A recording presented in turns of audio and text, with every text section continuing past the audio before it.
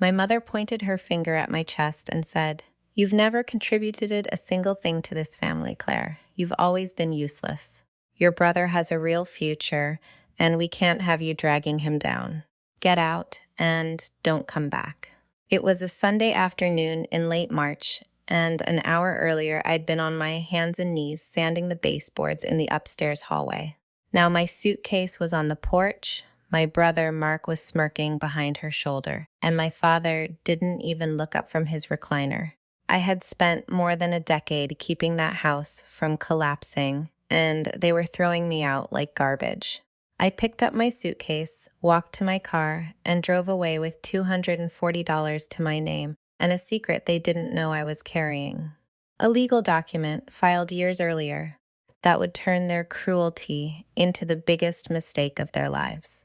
Before I tell you what happened 6 months later when they showed up at my door begging me to save their house, I need you to understand exactly how I became invisible in my own family and how I quietly built the trap they walked right into.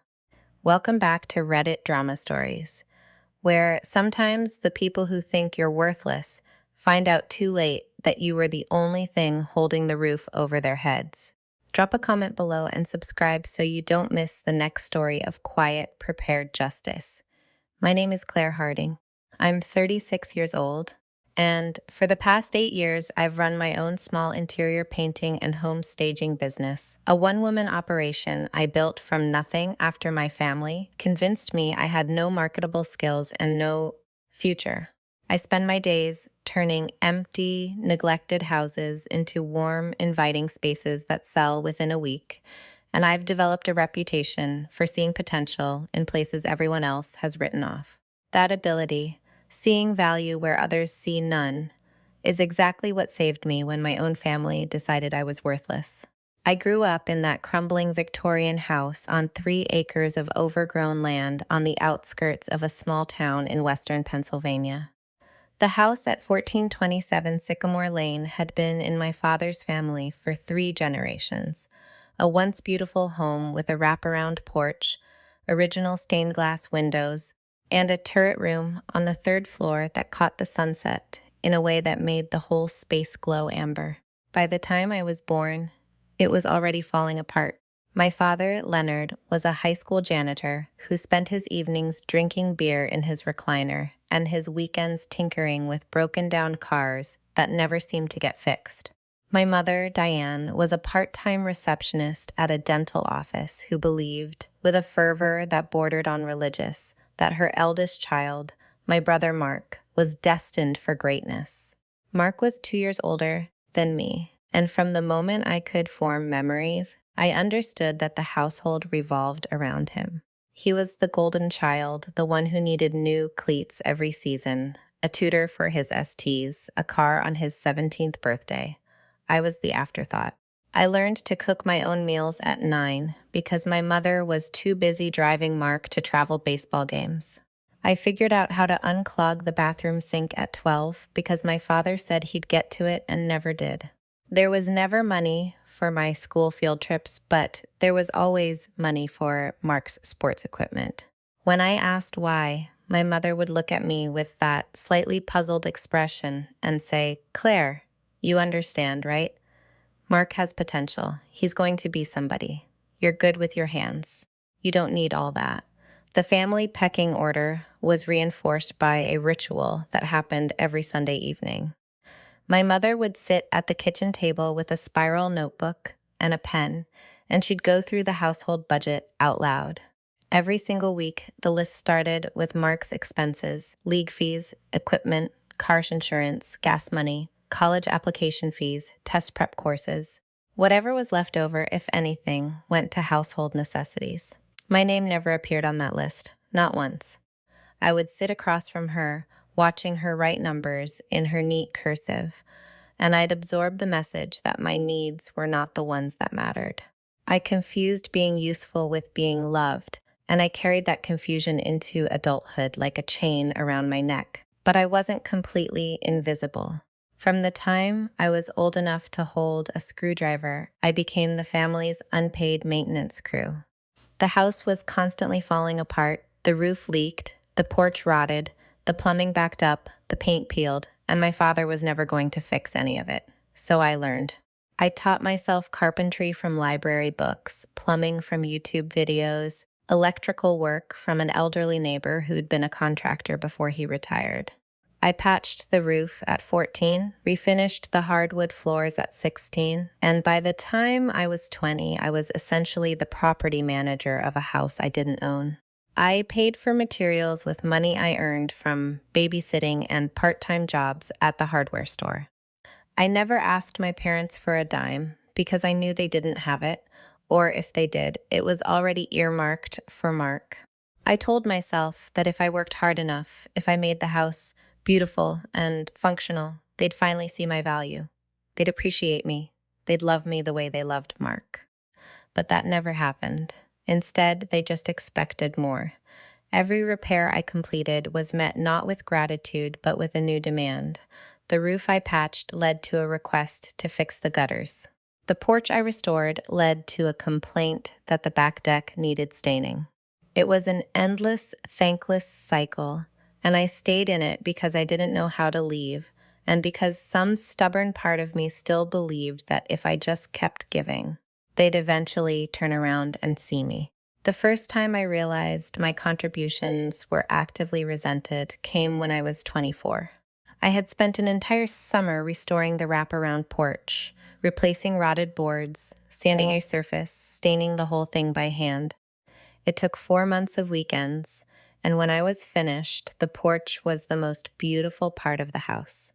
I invited my parents to come outside and look. My mother walked out, glanced at the gleaming mahogany stain, and said, "Well, it's about time. That porch was an eyesore. Don't expect a parade, Claire. It's your duty to help this family." My father didn't even get up from his recliner. Mark, who had dropped out of community college for the second time and was living at home rent-free, came outside, looked at the porch, and said, "Looks fine, I guess. Hey, can you do my car next? It needs a detailing." And then he laughed, and my mother laughed with him, and I stood there with stained hands and aching shoulders, realizing that nothing I did would ever be enough. I wish I knew then that I was pouring my labor into a black hole, but I was still too desperate for their approval to see it clearly. The pattern continued for the next decade. I stayed in that house because I couldn't afford to move out. Every dollar I earned went into materials and tools and the endless repairs the house demanded. And because some part of me still believed the lie. I cooked dinners that nobody thanked me for. I cleaned bathrooms that nobody noticed were clean.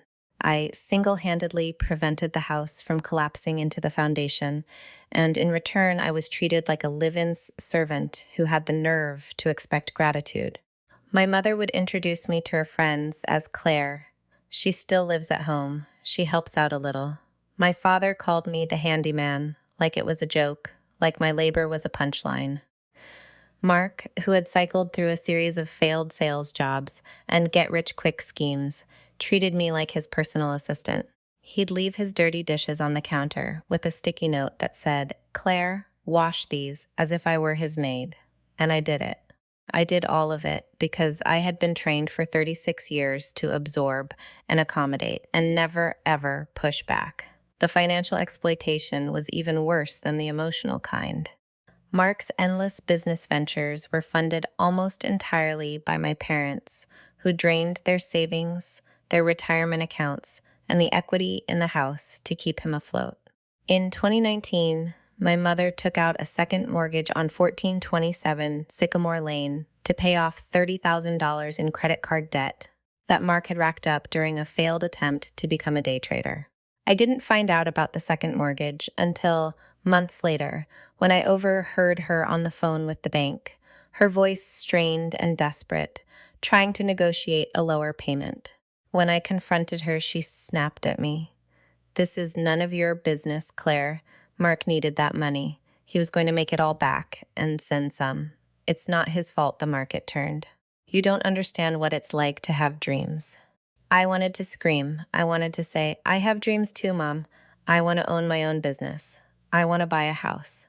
I want to stop being your unpaid laborer." But I didn't say any of that. I just nodded and went back to fixing the leak under the kitchen sink because that's what I'd been trained to do. Absorb, accommodate, disappear. The betrayal that finally cracked something open inside me came in early March of this year.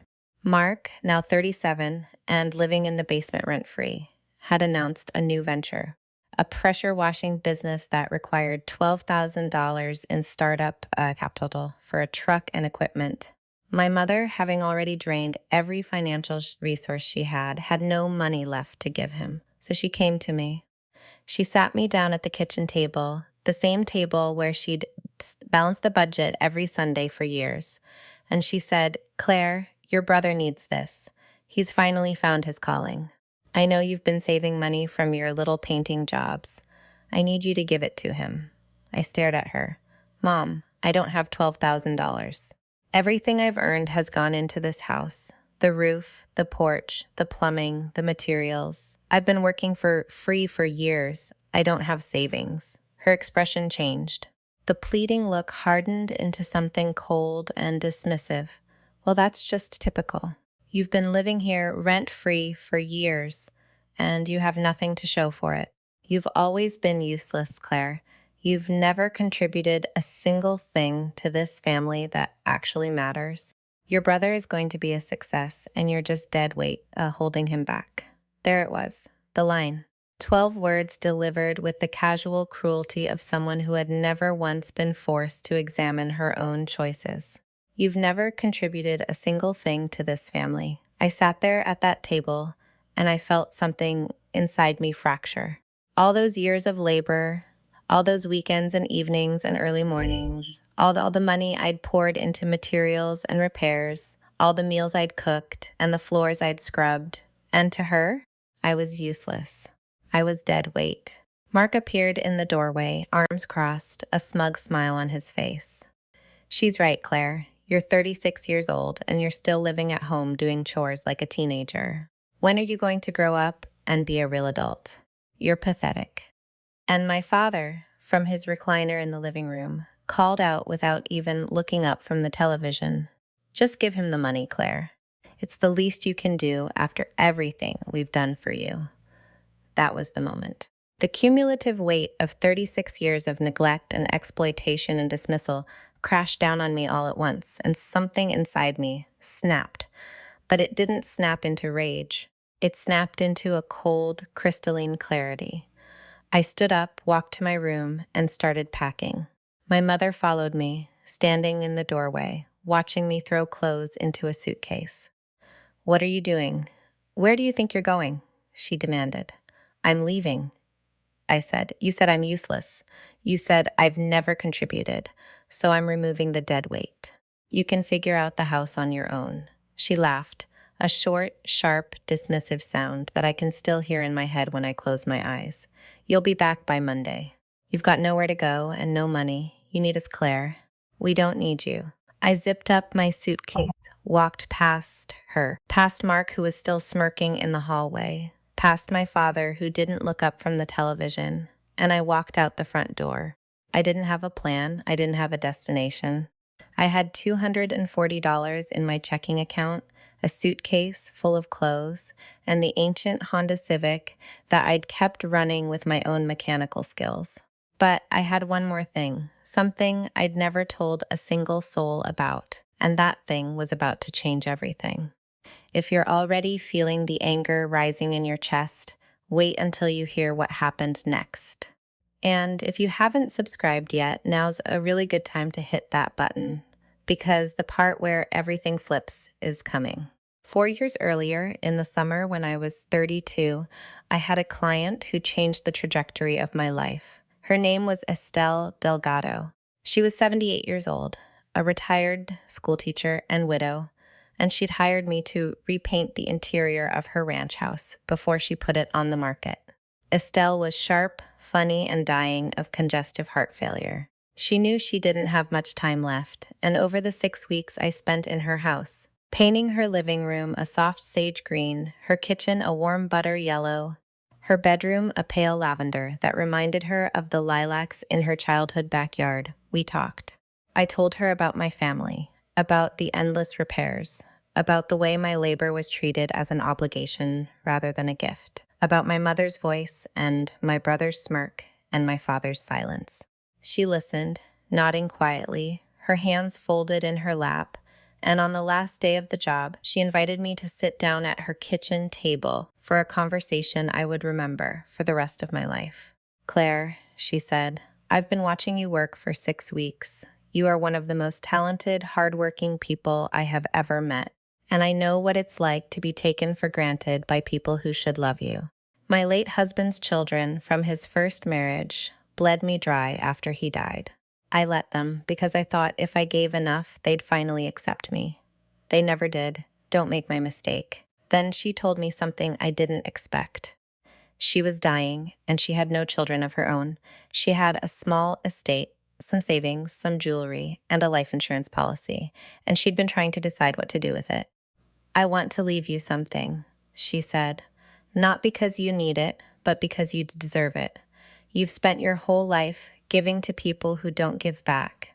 I want you to have a safety net, something they can't touch, something that's just yours." I tried to refuse. I told her it was too much, that I was just doing my job. She reached across the table and took my hand, her grip surprisingly strong for someone whose body was failing. "I'm not asking," she said. "I've already spoken to my attorney. The paperwork is drawn up. It's a trust, Claire, a small one, about $60,000. It's not enough to retire on, but it's enough to start over. And there's one more thing." She paused, and her eyes got that sharp, knowing look that I'd come to recognize over our weeks together. "You told me about all the work you've done on your parents' house, the materials, the labor, the years of free maintenance. I want you to know that you can protect that investment. In this state, anyone who provides labor or materials for improvements to real property can file a mechanic's lien to secure payment for that work. It's a legal claim that attaches to the house itself. If they ever try to sell or refinance, that lien has to be satisfied before the title can transfer. You have records, receipts, photos, a log of hours. You have a case, Claire. And if you ever need leverage, that lien will give it to you." I sat there, stunned. I'd never heard of a mechanic's lien. Estelle explained it patiently. The law recognized that people who improved property deserved to be compensated, and a lien was a way to ensure that compensation happened before the property changed hands. It wouldn't force a sale, but it would cloud the title, making it impossible to sell or refinance without dealing with the debt. For someone in my position, it was a nuclear option, a quiet weapon that could be deployed only if the situation became desperate enough. "I don't know," I said. "Filing a legal claim against my own parents, that feels wrong, even after everything." Estelle looked at me with those pale blue eyes that missed nothing. She said the words that have echoed in my head every day since. "The people who take everything from you will always tell you that protecting yourself is wrong. It's the only way they can keep taking. Don't let them, Claire. A family that only takes isn't a family. It's a debt you never agreed to, and you don't have to pay it." That sentence burrowed into my brain and stayed there. I went home that night and lay awake for hours, staring at the ceiling, turning Estelle's words over and over. 2 weeks later, I went to a legal aid clinic in town and asked to speak with someone about mechanics' liens. The attorney I met with was a young woman named Priya Sharma, who specialized in housing and property disputes. I brought her my records, receipts for materials dating back 8 years, photographs of every major project I'd completed, a log of hours that I'd kept in a spiral notebook in my tool bag. Priya reviewed everything carefully, her brow furrowed in concentration, and then she looked up at me and said, "You have a strong case, Miss Harding. The total value of the improvements you've documented, materials and labor at a reasonable hourly rate, comes to approximately $47,260. I can help you file a mechanic's lien against the property. It will be recorded with the county, and it will attach to the title as an encumbrance. Your parents will be notified by certified mail." I hesitated. It felt like a betrayal, like I was declaring war on my own family. Priya must have seen the conflict on my face, because she set down her pen and said gently, "You're not doing this to hurt them. You're doing this to protect yourself. There's a difference. I signed the papers on September 12, 2020. The lien was recorded as document number 202000018473 with the county recorder's office. A certified letter was sent to my parents at 1427 Sycamore Lane. I found it 3 weeks later, still sealed, buried under a pile of junk mail on the kitchen counter. They had never even opened it. They had no idea the lien existed. And for the next 4 years, while I continued to live in their house and be treated like a servant, that lien sat quietly on the property like a time bomb with a fuse no one else could see. Estelle died 3 months after our conversation, on a quiet Tuesday morning in October. I attended her funeral at a small church on the edge of town, sitting alone in the back pew while her husband's adult children argued in hushed voices about who would get the china. 2 weeks later, I received a letter from her attorney informing me that the trust had been funded. The account contained $62,000 invested conservatively in bonds and mutual funds, and I was the sole beneficiary. I told no one. Not my mother, not my father, not Mark. I kept the letter in a safety deposit box at a bank across town, and I continued living in that crumbling Victorian house, painting walls and patching roofs, waiting for the day I'd finally have the courage to leave. The trust was my escape hatch.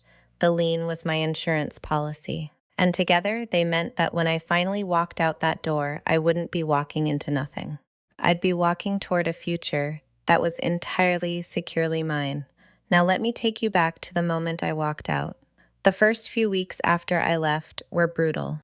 I slept in my car for 3 nights, parked in the back corner of a 24-hour Walmart lot because I didn't have enough money for a security deposit on an apartment. I used the bathroom at a truck stop, ate peanut butter sandwiches for every meal, and spent my days driving around town looking for work. I found it at a small painting company called Fresh Start Painting, owned by a woman named Terry, who had been in the business for 20 years. She hired me on the spot when I showed her photos of the rooms I'd restored. "Kid," she said, flipping through my portfolio, "you've got more talent than half the guys I've trained. When can you start?" The pay was $15 an hour, which wasn't much, but it was enough to rent a room in a shared house on the south side of town. The room was tiny, barely big enough for a twin bed and a dresser, but it was mine. No one yelled at me. No one told me I was useless. No one expected me to fix their broken things without so much as a thank you. For the first time in my life, I came home to a space that asked nothing of me, and the relief was so profound it almost felt like grief. And something strange started to happen. Without the constant drain of maintaining a house that wasn't mine, without the emotional exhaustion of trying to earn love from people who had none to give, I began to thrive. I was good at my job. Terry noticed within the first month and promoted me to lead painter, bumping my pay to $22 an hour. I picked up weekend staging gigs on the side, using my eye for design to help real estate agents sell houses that had been languishing on the market. Word spread. By the 4-month mark, I had more side work than I could handle, and I was starting to think seriously about relaunching my own business.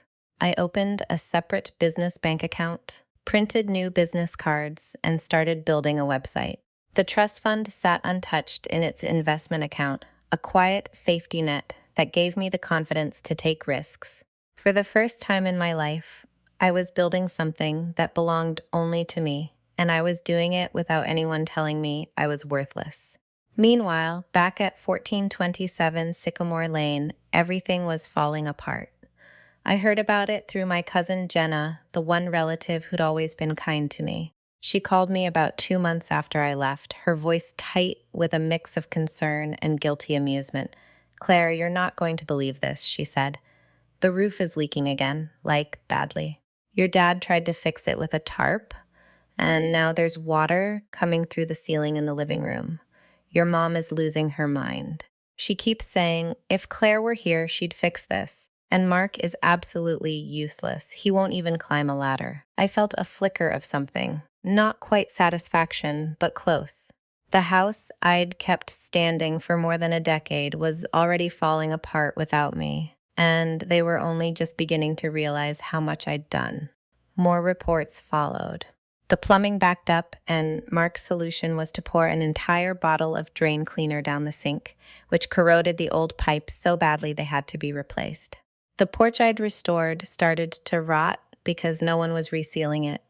The lawn grew knee-high because Mark, who had promised to handle the yard work, couldn't be bothered.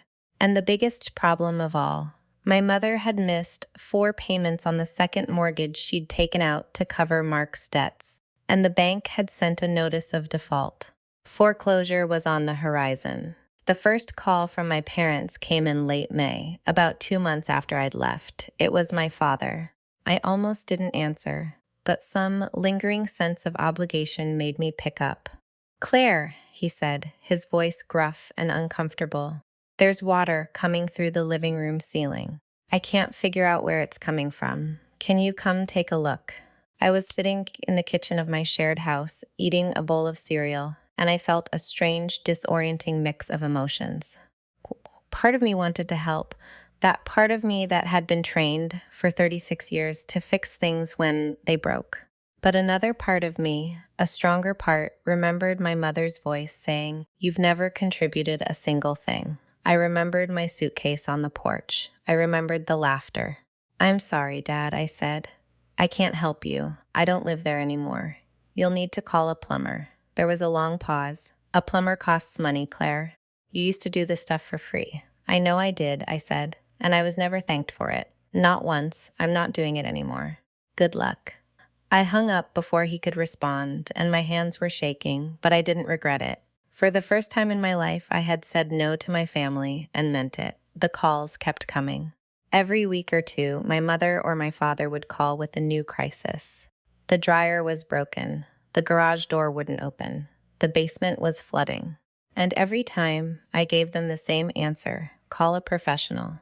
They couldn't afford professionals, of course, because my mother's credit was in ruins and Mark's latest business, a lawn care service he'd started with money borrowed from a high-interest online lender, had failed within 6 weeks. The debt was piling up, the house was crumbling, and my family was drowning. And through it all, I felt a complicated mix of pity and vindication. They had called me useless, but the moment I was gone, everything had fallen apart.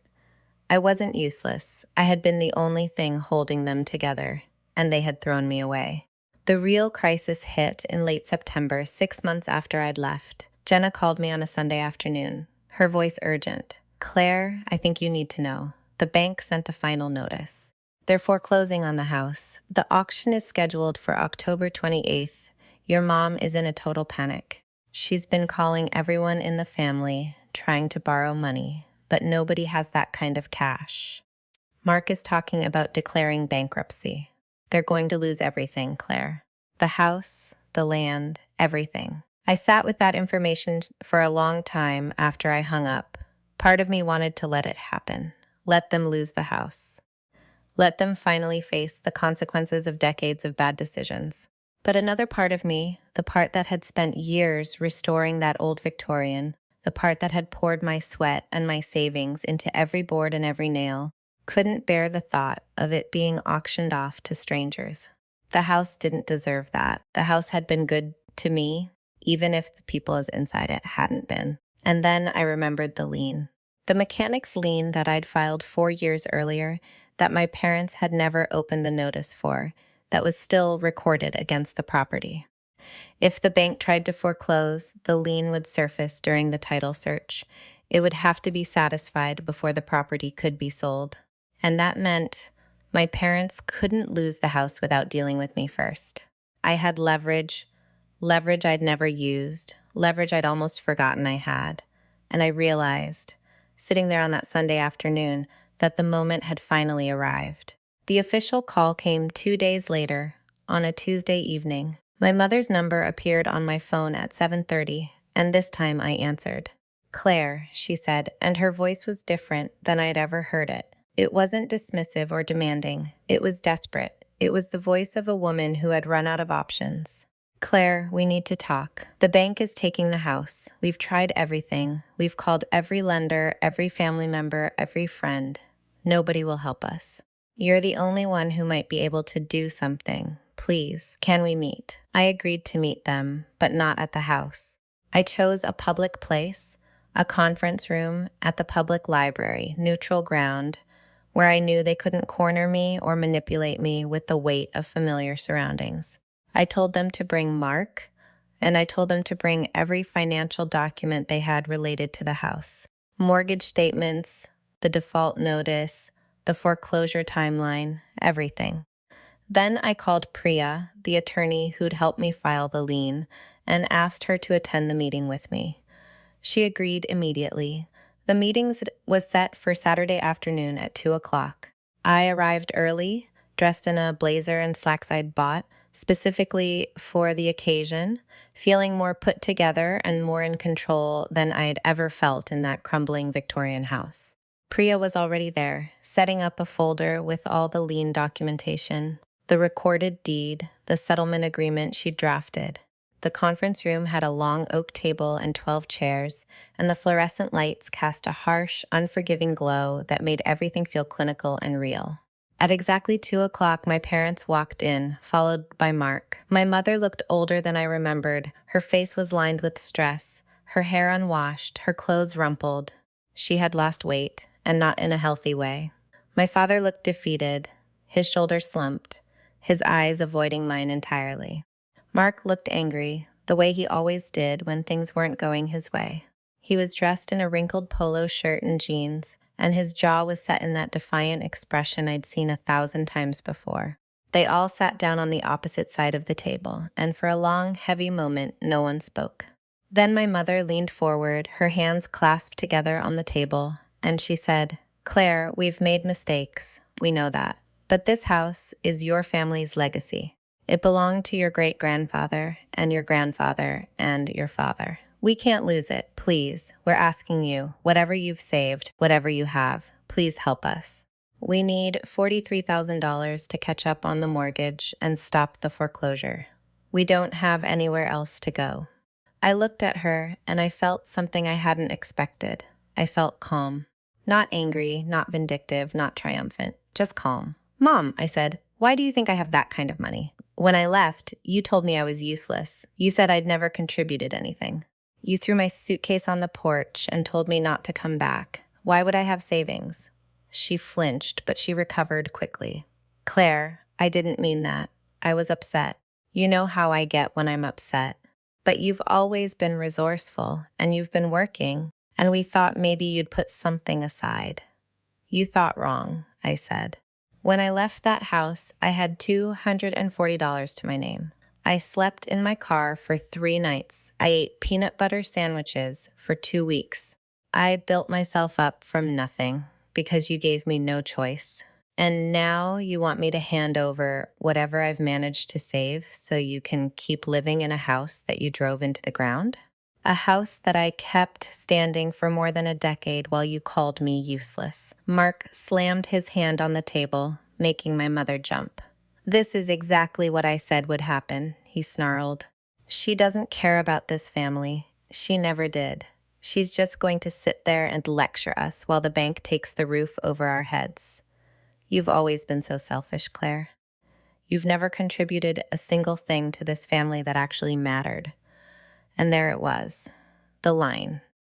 The same 12 words my mother had spoken, now coming out of Mark's mouth, and my mother was nodding along with him, her desperation already curdling back into entitlement.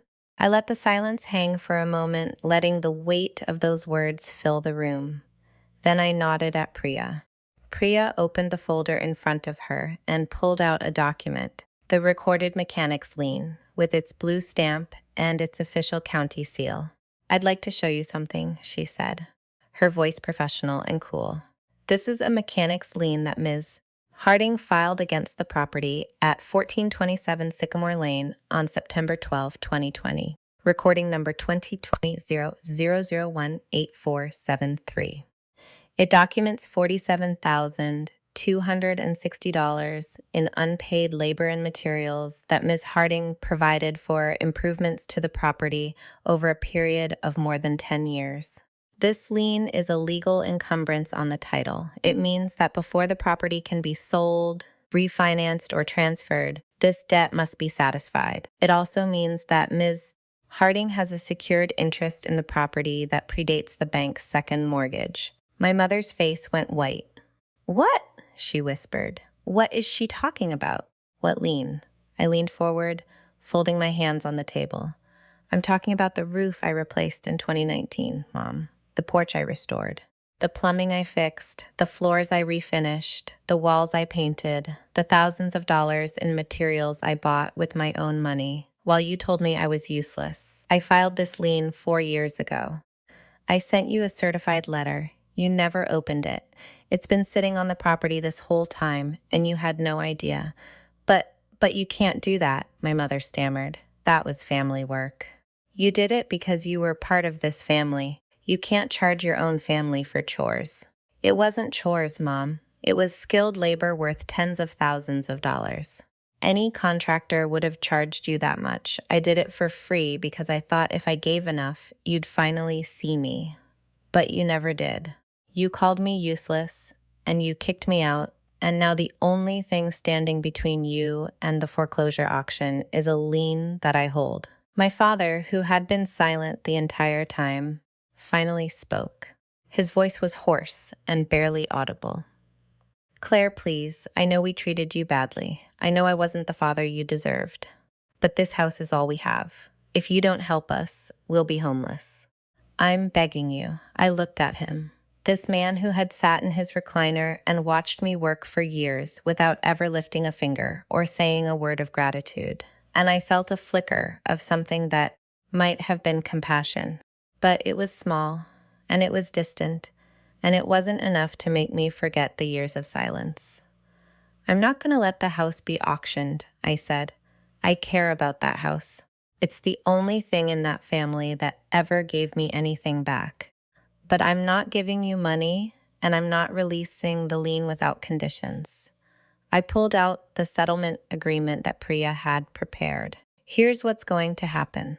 First, I will pay off the arrears on the mortgage and bring the loan current. That's the $43,000 you need. In exchange, you will sign over a 50% ownership stake in the property to me. You will also sign a promissory note acknowledging the $47,000 lien to be paid back over time from the equity in the house. And Mark will no longer be allowed to live on the property. He's 37 years old. It's time he figured out his own life."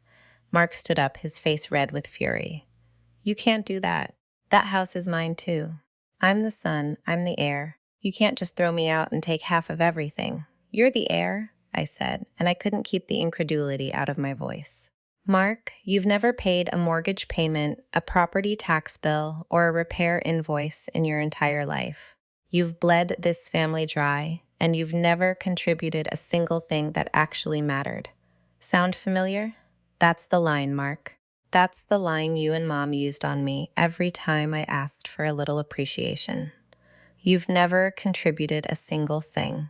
And now I'm the one who gets to decide what happens next." My mother was crying now, her face buried in her hands. My father was staring at the table, his expression unreadable, but I could see his jaw working. Mark was pacing the room, sputtering with rage, but there was nothing he could do. The lien was legal.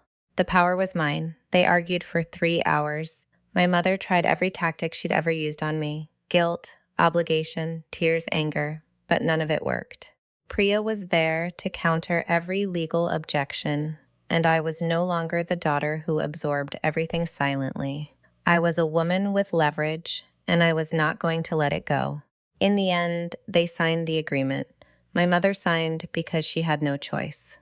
My father signed because he knew on some level that this was the price of his decades of complicity. Mark refused to sign anything, but he didn't have to. The house wasn't in his name, and his opinion had never mattered less. After they signed, my mother looked at me with red-rimmed eyes and said, "Are you happy now, Claire? You've taken half the house. You've thrown your own brother out. Is this what you wanted?" I gathered up the signed documents and tucked them into my bag. "No, Mom," I said. "What I wanted was a family that loved me. But I can't make you love me." So I settled for what I could get. I stood up, and Priya stood with me. The mortgage arrears will be paid by the end of the week. The foreclosure will be stopped. You can stay in the house, but I'm now a 50% owner, and I will be involved in every major decision about that property going forward. Mark has 30 days to move out, and you will never, ever call me useless again. I walked out of that conference room with my head held high and my heart pounding, and when I reached my car, I sat in the driver's seat for a long time, gripping the steering wheel, letting the weight of what had just happened settle over me. I had done it, I had stood up to them, I had protected myself, and I had won. In the months that followed, the pieces fell into place. I paid the mortgage arrears from the trust fund that Estelle had left me. The money I'd been quietly protecting for 4 years without ever touching a dollar. The foreclosure was halted, the house was saved, and I became a 50% owner of the property I'd spent my entire life maintaining for free. My parents stayed in the house, but the dynamic had shifted permanently. I set up a schedule for necessary repairs, hired contractors to do the work I used to do myself, and made it clear that I was no longer the family handyman. I was a co-owner, and I expected to be treated like one. Mark moved out after a series of explosive arguments with my mother that I only heard about through Jenna. He's living in a studio apartment now, working a warehouse job, and from what I hear, he's still struggling. I don't wish him ill, but I also don't feel responsible for him anymore. The golden child, it turned out, was only golden as long as someone was polishing him. Without my mother's constant intervention, he's just a 37-year-old man with no skills, no savings, and no one left to blame. My father started, tentatively, to reach out. About 2 months after the meeting at the library, he called me and asked if he could take me to lunch. I agreed, and we met at a diner near my apartment. He was quiet for most of the meal, pushing his food around his plate, and then he set down his fork and said, in a voice that cracked with emotion, "I'm sorry, Claire. I should have stood up for you. I should have been a better father. I spent 36 years letting your mother make every decision, and I watched her treat you like a servant, and I never said a word. I was a coward. I don't expect you to forgive me, but I want you to know that I know I failed you, and I'm going to spend whatever time I have left trying to make it right." I didn't forgive him, not entirely. But I told him I appreciated the words, and I meant it. Since then, he's been coming to my apartment every other Sunday for coffee. We don't talk about the past much. We talk about his garden, about my business, about small, safe things. But his presence is a quiet, steady gesture that he's never made before. It's not a grand redemption, but it's real, and it's earned, and it's enough. My mother and I still don't speak much. She sends me occasional texts about the house, maintenance questions, bill reminders, and I respond politely, but I don't visit unless there's a legal reason. She's never apologized. She probably never will. And I've made my peace with that because I no longer need her validation to know my own worth. I have my own apartment now, a sunny 1-bedroom with a balcony and a garden plot, and my business is thriving. I'm saving money, making plans, building a life that no one can take from me. The trust fund that Estelle left me is still there, a quiet safety net that I add to every month. And the lien is still recorded against 1427 Sycamore Lane, a silent guardian that ensures my contributions will never be erased again. Sometimes, late at night, I think about that Sunday afternoon in March. I think about my mother's voice saying, "You've never contributed a single thing." And I think about my suitcase on the porch. And I think about how close I came to believing them. But I didn't believe them. Not in the end. And the house I saved, that beautiful, crumbling, stubborn Victorian, is still standing, partially because of me.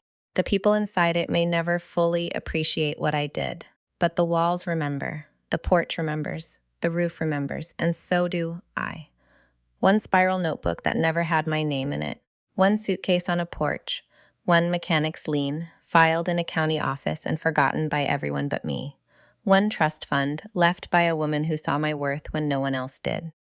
And a house that almost fell apart the moment I stopped holding it together.